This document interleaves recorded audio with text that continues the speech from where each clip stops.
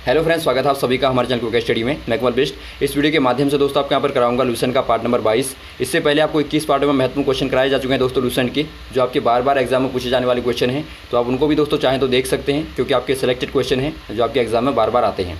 तो यहाँ पर आप देखेंगे पार्ट नंबर 22 को दोस्तों। और यहाँ पर देखिए, शुरू करने के बाद थोड़ी सी एक दरख्वास्त करना चाहेंगे, यदि आपने हमारे चैनल को सब्सक्राइब नहीं किया अभी तक तो प्लीज़ हमारे चैनल को सब्सक्राइब कीजिए और बेल आइकन को प्रेस करना ना भूलिएगा दोस्तों, ताकि हमारी वीडियोज़ के नोटिफिकेशन आपको प्रथम प्राप्त हो सकें। तो आइए शुरू करते हैं। इत्मीनान से आप देखिएगा क्वेश्चनों को और इनको दोस्तों आप तैयार कर लेंगे। देखिए दोस्तों, आपको कहाँ तक क्वेश्चन करा था, आपको क्वेश्चन करा था आखिर वाला, किसी एक स्थान पर दोस्तों कुंभ का मेला कितने वर्ष के बाद में लगता है। आपको बताया था दोस्तों किसी एक स्थान पर कुंभ का मेला 12 वर्ष के बाद में लगता है। अब देखिए बात करते हैं अगला क्वेश्चन। यहाँ पर देखिए, भारत में कितने स्थानों पर कुंभ का मेला लगता है। बहुत ही अच्छा क्वेश्चन है दोस्तों। भारत में कुल मिला के दोस्तों 4 स्थानों पर कुंभ का मेला लगता है। आपको यहाँ पर देखिए चारों स्थानों के नाम भी दिए हैं।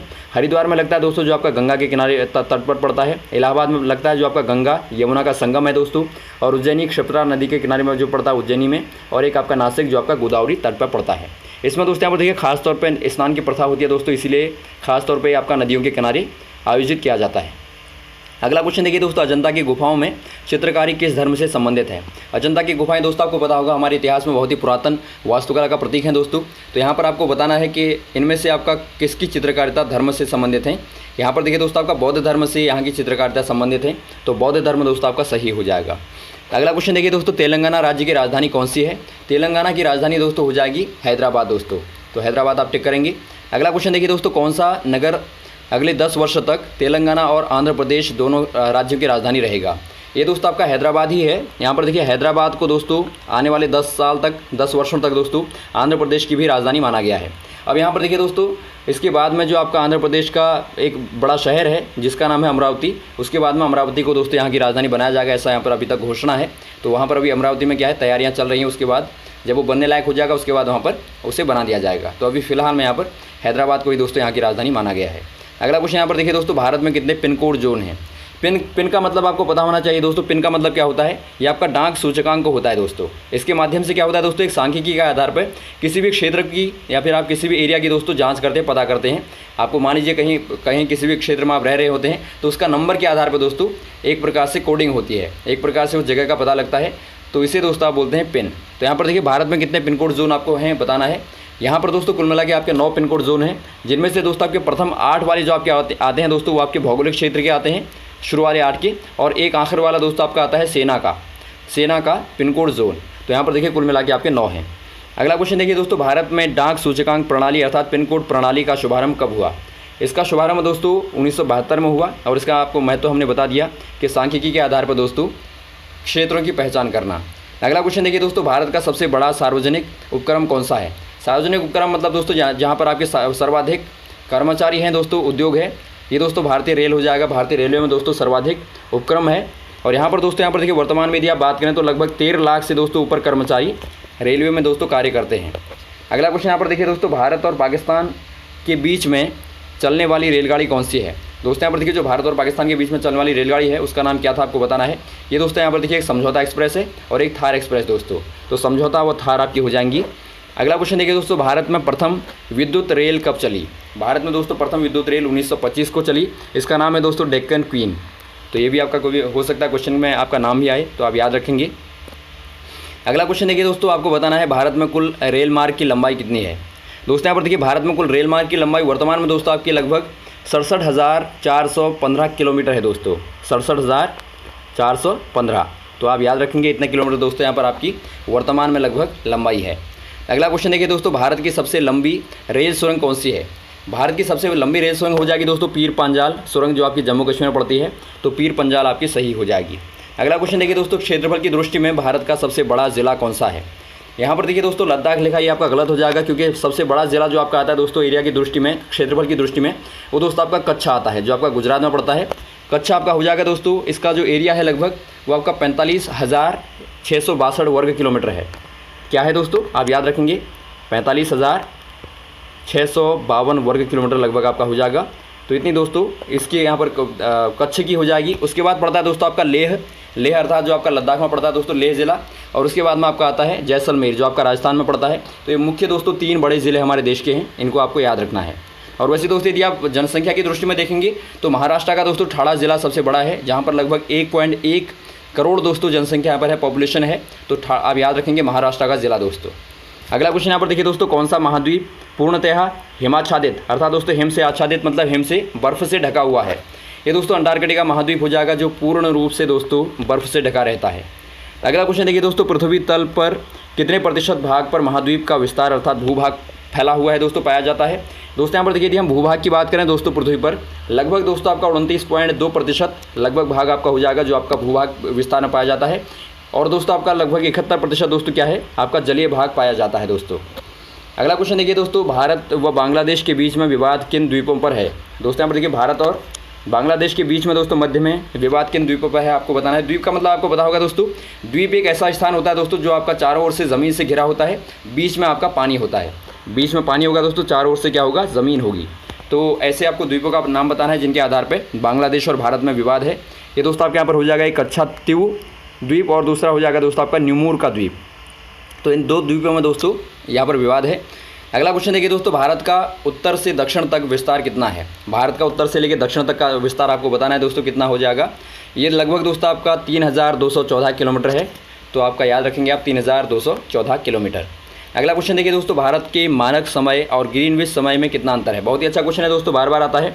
सबसे पहले दोस्तों आपको यहाँ पर देखिए ग्रीनविच समय को पहचानना है दोस्तों, इसे आप GMT भी बोलते हैं। क्या बोलेंगे दोस्तों आप? GMT। GMT का मतलब होता है दोस्तों ग्रीनविच मेन टाइम जोन। ये दोस्तों आपके यहाँ पर देखिए विश्व का जो आपका मुख्य मानक समय होता है दोस्तों, इसी के आधार पर निर्धारित होता है। और ये कहाँ पर पड़ता है? ये दोस्तों आपका ग्रीनविच में पड़ता है जो आपका इंग्लैंड में है, और वहाँ से दोस्तों वेधशाला से इसका नियंत्रण किया जाता है। तो ये आपको पता होना चाहिए। अब दोस्तों यहाँ पर देखिए जो आपका ग्रीनविच का समय है दोस्तों, वहाँ की तुलना में यहाँ का जो समय है उसमें दोनों में अंतर है लगभग 5.5 घंटे का, अर्थात 5 घंटे 30 मिनट का दोस्तों अंतर है। यहाँ पर आप कह देंगे दोस्तों GMT से जो भारत का समय है वो आपका +5:30 है, अर्थात दोस्तों 5.5 घंटे आगे है। मान लीजिए लंदन में दोस्तों समय अभी हो रहा है 12 बजे का, तो यहाँ पर होगा कितना, 5:30 बजे का दोस्तों शाम का। तो इस प्रकार से यहाँ पर डिफरेंस हो जाएगा। अगला क्वेश्चन देखिए दोस्तों, भारत के मानक समय ग्रीनविच आपका हो गया। अगला क्वेश्चन देखिए दोस्तों, भारत की स्थलीय सीमा की लंबाई कितनी है? भारत की दोस्तों आपको स्थलीय सीमा की लंबाई बतानी है। तो ये दोस्तों लगभग हो जाएगी आपकी 15,200 किलोमीटर। और वैसे दोस्तों यदि आप समुद्री सीमा की देखें दोस्तों, आपका लगभग 6100 दोस्तों किलोमीटर हो जाएगी। तो ये भी आपको पता होना चाहिए। अगला क्वेश्चन देखिए दोस्तों, भारत की सबसे लंबी सुरंग पीर पांजाल सुरंग कहाँ पर पड़ती है? आपको बताया जा चुका है दोस्तों, जम्मू कश्मीर में पड़ती है। अगला क्वेश्चन देखिए दोस्तों, भूवैज्ञानिकों के अनुसार आज जहाँ पर हिमालय पर्वत है वहाँ पर पहले क्या था? दोस्तों यहाँ पर देखिए प्राचीनतम जो आपकी कल्पना है, एक प्रकार से कल्पना ही है दोस्तों, ये जहाँ पर हिमालय है वर्तमान में उससे पहले क्या था, अर्थात आप कह सकते हैं कि हिमालय का निर्माण कैसे हुआ। इतिहासकारों के अनुसार दोस्तों यहाँ पर पहले क्या था, एक टिथिस नामक दोस्तों सागर था। तो आप याद रखेंगे टिथिस नामक सागर था दोस्तों। यहाँ पर देखिए लिथिस नामक सागर जो था प्राचीनतम काल में दोस्तों, इस काल का नाम कहा जाता है मेसोजोइक काल। इस काल में दोस्तों यहाँ पर देखिए जो आपका लिथिस सागर था, इसके दोनों ओर क्या था, एक ओर था दोस्तों आपका गोंडवाना लैंड और दूसरी ओर था दोस्तों आपका लॉरेशिया। तो लॉरेशिया और गोंडवाना लैंड के बीच में दोस्तों आपका सागर पड़ता था। इसी में अवसाद के कारण दोस्तों इसमें बार बार जो आपका गंदगी जमा होती थी, तो उसमें अवसाद के कारण दोस्तों दोनों पट्टियों में दरार आई, और दरार आने के कारण दोस्तों हिमालय का निर्माण हुआ बताया जाता है। तो आपको बताना याद रखना कि टिथिस सागर यहाँ पर पहले था। अगला क्वेश्चन यहाँ पर देखिए दोस्तों, भारत में सर्वप्रथम किस स्थान पर राष्ट्रीय उद्यान का निर्माण हुआ? दोस्तों यहाँ पर देखिए जो आपका राष्ट्रीय उद्यान अर्थात जहाँ पर अभ्यारण्य एक प्रकार से आप कह सकते हैं दोस्तों, कहाँ पर निर्माण हुआ आपको बताना है। ये दोस्तों यहाँ पर देखिए नैनीताल में, उत्तराखंड में दोस्तों जिम कॉर्बेट का नेशनल पार्क का दोस्तों निर्माण हुआ। तो जिम कॉर्बेट नेशनल पार्क आपको याद होना चाहिए दोस्तों, जो आपका सबसे प्राचीनतम भारत में दोस्तों उद्यान है, और ये आपका नैनीताल नामक ज़िले में दोस्तों जो आपका उत्तराखंड में पड़ता है हो जाएगा। अगला क्वेश्चन देखिए दोस्तों, कौन सा अभ्यारण्य जंगली हाथियों के लिए प्रसिद्ध है? कौन सा अभ्यारण्य दोस्तों उद्यान आपको बताना है हाथियों के लिए प्रसिद्ध है, जंगली हाथियों के लिए प्रसिद्ध है? ये आपका दोस्तों पेरियार का जो आपका उद्यान है वो आपका प्रसिद्ध हो जाएगा, जो आपका केरला में दोस्तों पड़ता है, पेरियार केरला में। अगला क्वेश्चन देखिए दोस्तों, लाहौर दिल्ली बस सेवा का नाम क्या है आपको बताना है। दोस्तों यहाँ पर देखिए जो आपका लाहौर और दिल्ली में बस सेवा जो शुरू की गई थी दोस्तों, उसका नाम क्या था आपको बताना है। ये आपका हो जाएगा दोस्तों सदाए सरहद। सदा मतलब होता है दोस्तों आवाज़ आना, और सरहद मतलब सरहदों की मतलब बाउंड्रियों की।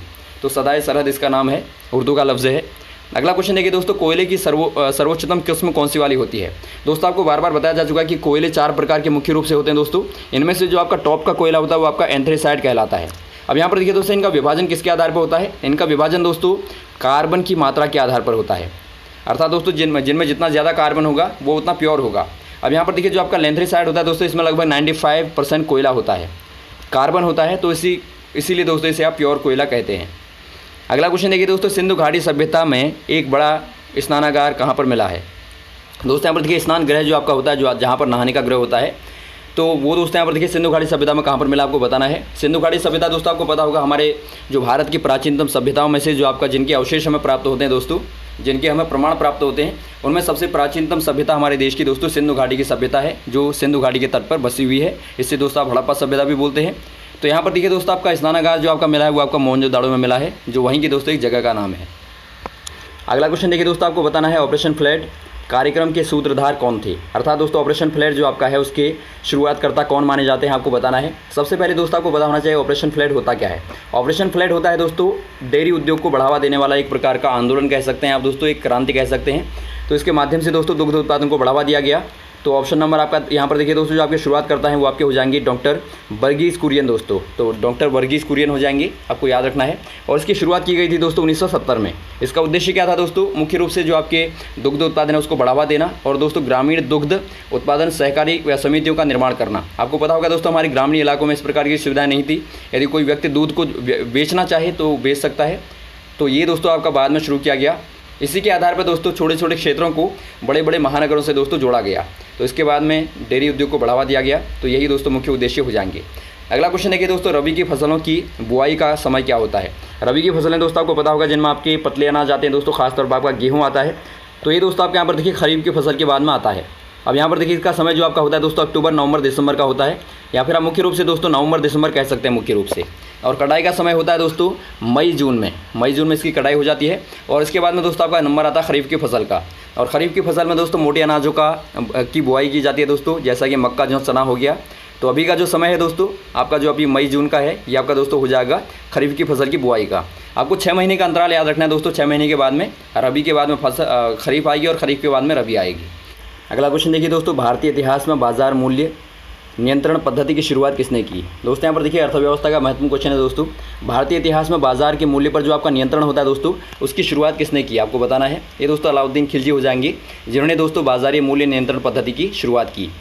अगला क्वेश्चन देखिए दोस्तों, फुटबॉल का ब्लैक पर्ल अर्थात काला हीरा किससे कहा जाता है। दोस्तों यहाँ पर देखिए फुटबॉल का ब्लैक पर्ल किसे कहा जाता है, जो आपका मशहूर खिलाड़ी है दोस्तों, ये पेले को कहा जाता है दोस्तों। जो ब्राज़ील के फुटबॉल प्लेयर हैं, फुटबॉल खिलाड़ी हैं दोस्तों, जिनका नाम ब्लैक पर्ल कहा जाता है, उपनाम कहा जाता है। इनका यदि आप वास्तविक नाम देखेंगे दोस्तों, तो इनका वास्तविक नाम है एडिसन अरांटिस दोस्तों। एडिसन अरांटिस का भी आपका हो सकता है वास्तविक नाम आए। और यहाँ पर देखिए दोस्तों 1999 में IFFHS ने दोस्तों, जिनका फुल फॉर्म है international federation of football history statistics, ने दोस्तों इनको शताब्दी का फुटबॉल प्लेयर घोषित किया है। तो ये रहे दोस्तों आपके महत्वपूर्ण क्वेश्चन जो आपने यहाँ पर देखे। उम्मीद है आपको अच्छे लगे होंगे दोस्तों, समझ में आए होंगी। और भी इस प्रकार के क्वेश्चन को आपको लगातार बताते रहेंगे, हमारे साथ भी बने रहेगा दोस्तों। और वीडियो आपको अच्छा लगा हो तो आप जरूर शेयर करें, लाइक करें दोस्तों, सब्सक्राइब करना ना भूलें हमारे चैनल को, ताकि इस प्रकार की वीडियोज़ आपको लगातार मिलते रहें। Okay, thanks. जय हिंद, जय भारत।